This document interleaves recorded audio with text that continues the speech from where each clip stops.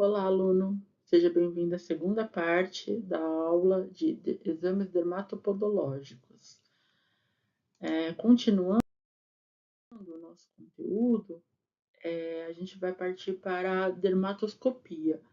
A dermatoscopia ela é nova na podologia, né? Na verdade, a gente começou a utilizar ela há poucos anos aí, né? Depois, pós-pandemia principalmente, né? O dermatoscópio ele é um aparelho que é utilizado pelo dermatologista, mas o podólogo ainda está se apropriando dessas condições, desses equipamentos, né? A tecnologia faz parte do nosso trabalho, mas ainda há uma resistência de aplicação, né, de aplicabilidade desses equipamentos. Então, a minha proposta para a nossa aula é que vocês se abram para as tecnologias na podologia também, tá? A dermatoscopia, ela é um exame mais avançado, né, de pele, a gente consegue visualizar a pele numa resolução maior, né, dando para verificar ali as lesões, né? Às vezes a gente vê uma lesão a olho nu, ela apresenta algumas características e quando a gente coloca no dermatoscópio, a gente tem aí um aumento dessa lesão, um zoom, como se fosse um zoom avançado, né? Que dá para verificar aí como que está realmente essa lesão. Existe a dermatoscopia manual, que utiliza aí uma lente de aumento, né, e uma luz potente para examinar a pele, e a dermatoscopia digital, que ela pode ser feita também, ela é uma câmera, tá? É uma câmera digital com a lente de aumento que faz o registro dessa lesão. Se você optar pelo dermatoscópio manual, é importante que você também faça esse registro, né, com uma câmera fotográfica, um celular, né? Hoje em dia todo mundo tem aí uma boa resolução de câmeras, né, nos celulares. Então fazer essa resolução, né, fazer a retirada fazer a fotografia para depois fazer uma análise mais criteriosa dessa lesão, né? O podólogo, ele também pode emitir um laudo de dermatoscopia podológica, né? E nesse laudo ele vai descrever em detalhes os achados podológicos. A gente não faz um diagnóstico como o médico faz, mas nós podemos emitir aí um parecer técnico com relação àquela lesão. A gente pode emitir uma conclusão formal desses achados podológicos e também a gente pode descrever os detalhes, análises e conclusões com relação àquele achado, né? Então, um exemplo, uma verruga plantar, né? Você observou, detectou ali uma verruga plantar, você pode escrever sobre a verruga plantar. Verruga plantar, ela é um achado podológico, né? O HPV seria, assim, um, é, um diagnóstico médico, tá? Então, muitas vezes a gente confunde, né, o que é um achado podológico, o que é um diagnóstico médico. O diagnóstico médico, ele diagnostica a doença. A gente avalia e analisa lesões, tá? Então, a lesão em si, ela não é um diagnóstico, tá? Então, verruga plantar, vocês podem escrever no laudo de vocês, tá bom? Coloquei aqui nessa página uma descrição, né, de como vocês podem fazer aí para elaborar um laudo, tá? Então, você que adquiriu o curso de avaliação podológica e está assistindo essa aula, no material didático que você recebeu, você vai encontrar esse manual, essa forma de fazer aí um relatório ou fazer um laudo de dermatoscopia podológica.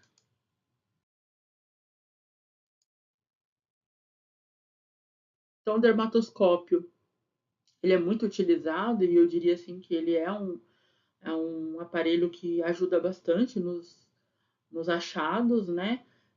Dei dois exemplos aqui, né? Principalmente em unhas, quando a gente quer ver lesões nas unhas ou na pele, né, em si. E na podologia infantil ele também pode ser muito utilizado aí para a gente verificar, até porque, né, as lesões na podologia infantil elas aparecem, né, repentinamente e tem características diferentes, né, instalada no adulto, muitas vezes, né? Então, bate aquela dúvida na hora de fazer uma avaliação a olho nu, e o dermatoscópio vai ajudar bastante a vocês identificar. É um calo, né? É uma verruga? Que tipo de lesão, né, eu tenho nesse pé? Aqui eu coloquei uma imagem do dermatoscópio numa fissura, por exemplo, né? A gente conseguiria verificar nessa fissura se ela é dérmica, né? Com a dermatoscopia, avaliando se tem sangramento, se tem restos de sangue nessa lesão e tudo mais, né? Geralmente uma fissura dérmica ela pode apresentar sangramentos, né? Aqui também um aumento com relação à lesão, né? Um tumor glômico ou um granuloma, né? Geralmente um tumor glômico com a lesão mais agravada, né? Também na dermatoscopia, né? A verruga plantar, que muitas vezes é confundida com o calo, com o núcleo, né? Exatamente porque os dois apresentam ali características semelhantes, porém a gente avalia, né, as causas, a etiologia, como o quadro clínico dessa lesão, né? E aí a gente consegue no dermatoscópio também verificar coisas que a olho nu não conseguiríamos, né? Os pontos, a borda da lesão, né? E outras características que possam aí evidenciar, né, a diferença entre um e outro, tá? Aqui o dermatoscópio também na pele, como a gente vê, essa imagem eu peguei da internet, né? Como a gente vê a lesão a olho nu e como realmente ela é quando a gente faz esse aumento, né, do dermatoscópio. Existem dermatoscópios super baratos aí, né? Como esse que eu coloquei aqui no exemplo da foto, que você pode tirar uma foto, né, com o celular ou conectar no celular para fazer ali o registro, conectar no computador para fazer o registro, tá? Mas existem dermatoscópios caros, então vocês vão achar de R$ 60 a R$ 3.000 um dermatoscópio, tá? Quando a gente fala de análise de pele sem o dermatoscópio, também é muito importante, né? Porque às vezes o aparelho ele vai te ajudar, ele vai identificar questões de pele, mas você não vai saber conduzir. Então a conduta podológica ela parte do princípio que você sabe analisar uma pele, né? Que você sabe avaliar a saúde da pele. Eu coloquei algumas características aqui que podem ajudar vocês a traçar essa linha de tratamento com o seu cliente. Então, uma pele seca, ela vai sempre apresentar o quê? Né? Esses vincos, ou viços esbranquiçados, né?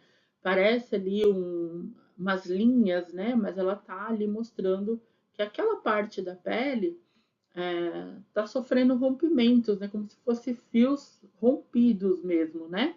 Ela está apresentando ali uma hidratação diminuída. Porque às vezes não perdeu elasticidade, ela só perdeu aquela hidratação, a água mesmo. Então ele começa a ficar com esses viços esbranquiçados, né? Ou vincos mesmo, forma uma espécie de vinco mesmo, né, na pele. Né? Aqui já é o começo de uma pele seca, que deve ser hidratada, que deve ser devolvida ali a água, né? Perdeu-se água no manto hidrolipídico, mas também eu preciso entender se essa pele está perdendo água por desidratação ou só por falta de reposição mesmo, né? Então, se o cliente ele aplica o creme uma vez por semana ou a cada 10 dias, um creme hidratante com água, tá? A base de água, e ele está perdendo, né, água, uma vez por semana não vai adiantar. Então, eu vou precisar fazer técnicas de hidratação que mantenham essa água devolvida. Apliquei um creme hidratante, eu preciso selar esse creme hidratante na pele para não haver essa perda excessiva também, tá?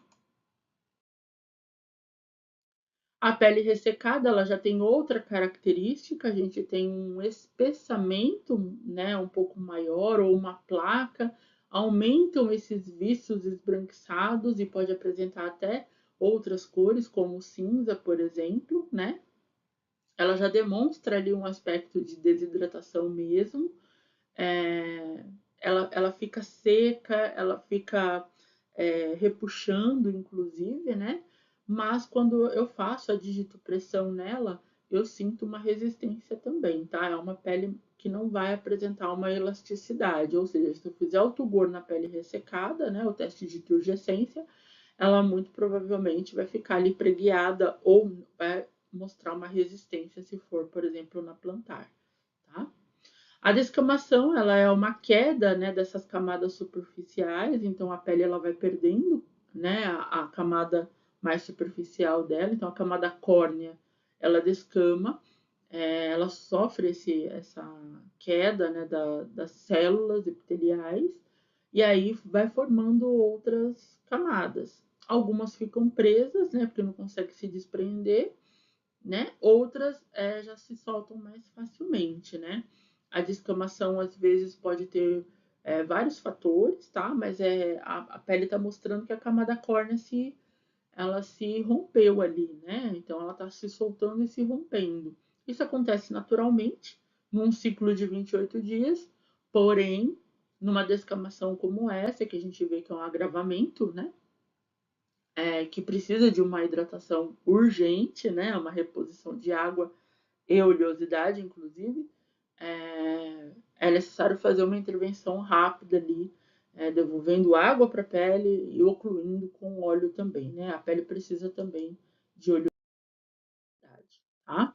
Aqui já é o agravamento, né? Os agravamentos dessa análise, eu já apresento um espessamento córneo, ou seja, a pele descamou, ressecou, secou, e aí eu tenho um agravamento. Ela se espessou para se proteger também.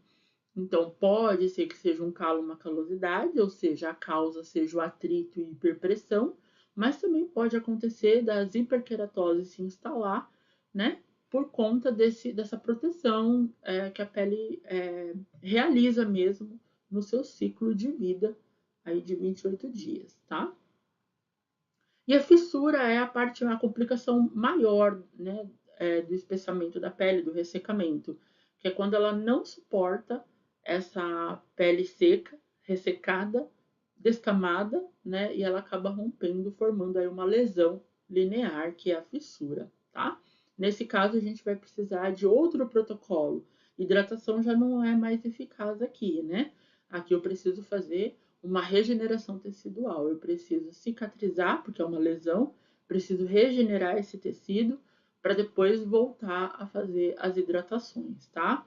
É nesse ponto que o cliente procura a gente e reclama bastante, né? Ele refere ali incômodo com as fissuras, principalmente parte estética, né? Então é o momento da gente fazer uma intervenção de saúde nos pés, mas também trazendo de novo essa estética e autoestima para o cliente, tá? As hiperkeratoses, né, para a gente finalizar aqui a análise, também é um espessamento, né, um acúmulo de queratina nesse local, que pode ser causado por N fatores, mas geralmente pelo ressecamento da pele, né? Essa pele pode estar ressecada, seca e com um espessamento excessivo também por conta de condições da sistêmica metabólica, tá? E não só por conta, né, de atrito e hiperpressão, né? Geralmente associam-se hiperkeratose a sobrepeso e não é verdade. Existem pessoas no peso ideal que têm a hiperkeratose, é uma condição da pele. E eu trago aqui a xerose cutânea, né, que é um termo técnico para pele seca e áspera, mas que geralmente é um quadro aí mais agressivo, né, de descamação dessa pele, né? Pode até se formar em placas e tudo mais. Pessoas com diabetes, pessoas com insuficiência renal crônica, pessoas idosas, né? Geralmente pode apresentar essa xerose cutânea, que também precisa de uma intervenção de regeneração tecidual para depois adotar o protocolo de hidratação, ok? Na nossa próxima aula, veremos as análises de pele com os equipamentos. Até já!